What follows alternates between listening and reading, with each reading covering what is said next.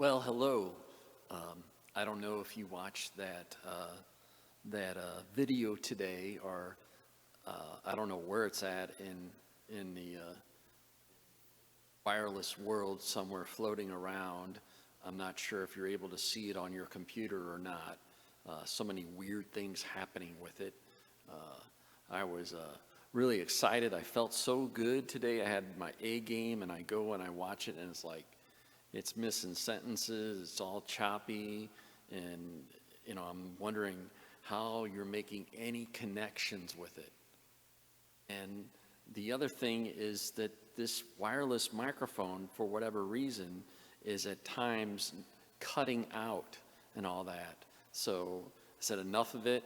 I got this microphone here with me today, and I thought that I would give you my homily for today. So this is how it starts. There was this man, and he went to heaven. He died and went to heaven. And there at the pearly gates, there was Peter. And the man said to Peter, "What do I need to do to get into heaven?" And Peter said, "Oh, well, you need 100 points." And the man thought to himself, 100 points? What could I have done to earn 100 points? Let me think about that. He thought, and then he told Peter, "Oh, you know what? There was this time that I was going down the sidewalk, and there was a poor person laying on the sidewalk, and I gave him $10. Peter said, "Good. That'll get you a quarter of a point." The man was taken back a little bit. It was like, only a quarter of a point? So he thought, I gotta think of something big. I need to get a ton of points here. How can I get a ton of points? And he was thinking and trying to remember something that he did. And then it hit him, and he said to Peter, "You know what? There was this time I had this friend of mine, and he was going to be buying a house, but he needed help with the down payment. And so I gave him $10,000. And Peter said, "That's great. That's a point." And the man thought to himself, "A point? That's just 1 point? There's no way." And he told Peter, "God have mercy. There's no way I can get into heaven." And Peter stopped him before he could even finish the sentence, and he said, "God's mercy, 98 3/4 of a point. Come on in." God's mercy is the key. That's what we celebrate today, God's mercy. I think about these crazy commercials, the ones that for the 1995, the gadgets, all the gadgets, and they're like, "We're going to give you this, but wait, there's more. We're going to give you 2 of them and 2 oven mitts and all these extra things." And it always comes down to the end of the commercial where it's so good, we're practically giving it away. It's so good. And I always think that when I think of those words, I always think of God. Because God is so good. He's not practically giving it away. He is giving it away. He's just giving it away. There is no practically. And that is what is so amazing. Is it too good to be true that he's giving it away?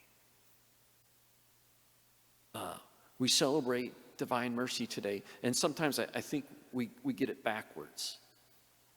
And we think that divine mercy is a special day where God will especially forgive us. Not certainly he will forgive us today, but really what divine mercy is that this is a day that is to remind us that God's mercy is not on just this day, but every day. all the time, every moment. That it doesn't happen just on this day. We celebrate how it happens all the time. God doesn't forgive us any more today than he does tomorrow or yesterday. God loves us and forgives us. Loves us unconditionally. So what's the problem? Well, you're saying, of course this is obvious, but there's this darn thing in the back of our heads where we are just convinced, and I see it with so many people, we are convinced that we have to earn God's love. We have to do something. See it in the Old Testament. They had to offer some sort of sacrifice, and then maybe God would forgive them. We're not sure if they did the sacrifice right, then they would be forgiven. And then even in this day and age, the past 20 years, the past 20 centuries in our church, we still have that from time to time, this sense of we've got to do something in order for God to forgive us. Why is that? You know why it is? It's because we mix up human mercy onto God's mercy. We project our mercy onto God, our human mercy onto God. How does that go? It goes something like this. You hurt me, and you are going to have to suffer. And you are going to have to suffer greatly, and you're going to have to suffer some more. And even after all that, maybe I'll show you a little bit of mercy. And so we project our attitude and our way of forgiving people and how we maybe sometimes forgive onto God. And that is not God's mercy. That is not divine mercy. Divine mercy is mercy that is always forgiving, always loving, is unconditional. Can't earn it. I know people are trying really hard. Good news. You don't have to.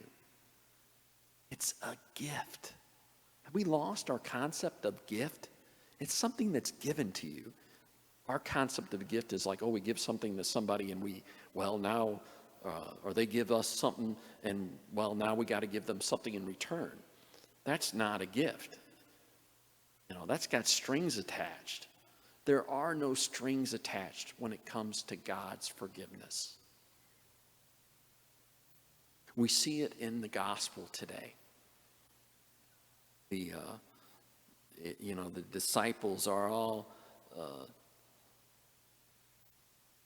racked with guilt and fear. They've locked themselves in a room filled with guilt and fear. And Jesus comes. And what does Jesus say? We would expect him, Jesus doesn't say, "Why'd you do this to me? Shame on you. You owe me for the rest of your lives." Jesus does not say that. Instead, he says, "Peace be with you." And that is a peace that is all-inclusive of love and forgiveness. That's what that peace is. It's as if that he had walked in that room already having forgiven them.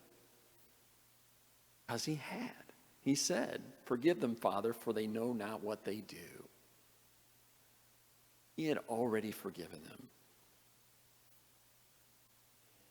We think so much that our sin is about what we do to God. And really, sin is about what we do to ourselves. Jesus, as he's carrying the cross, he tells the women, "Don't weep for me. Weep for yourselves and for your children. Jesus is saying that because we are the ones who are destroying ourselves with sin. It's hurting us in our life. It's making our lives worse. And Jesus wants us to be set free. And so a profound thing happens to the gospel, happens to the disciples today. This is the pivotal point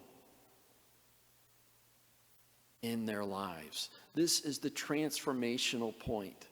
They had heard about God's unconditional love.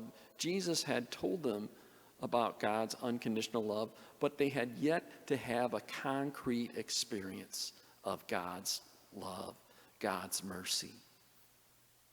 And here they have betrayed Jesus, they have abandoned Jesus, and they find a God who instead forgives them and loves them.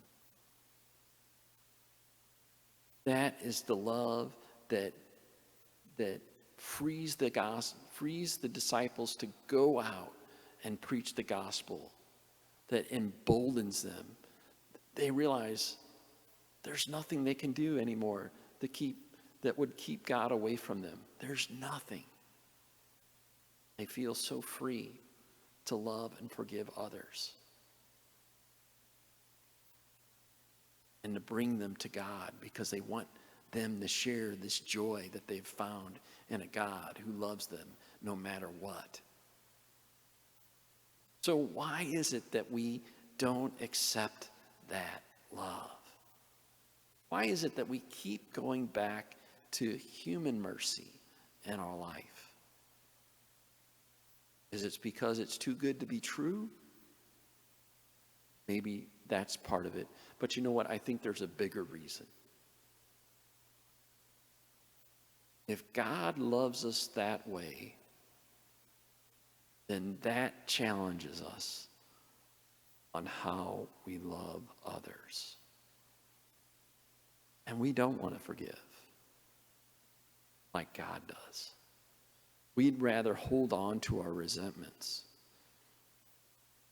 And that's the reason why I think it's so hard to accept that love, because it challenges us, and we don't want to be challenged. But once we do that, once we begin to live in that larger love of God that is unconditional love, we become free and we experience the joy that God has in his unconditional love. I don't know what's going on in your life right now. For most of us, we have extra time to pray, and hopefully you've had an opportunity to pray more. But maybe there's something that's blocking you from doing that right now. Maybe it's shame, something that you've done, feel guilty for. I want you to hear these 3 words without any words surrounding them. These 3 words: I love you.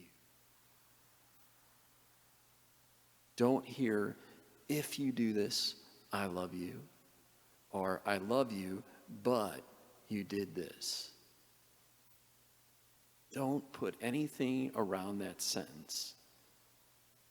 Just one complete sentence from beginning to end. I love you. I want you this week to let that be your prayer, to hear God say that in our life. To let that sink in. Some of my best retreats is just sitting with those words and imagining God saying that to me. Just saying those words and just meditating on that.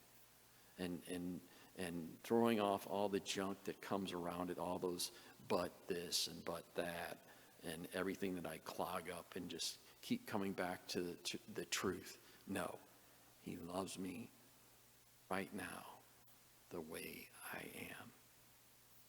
That is the truth. Don't you know that already? Don't you know already? forgive you.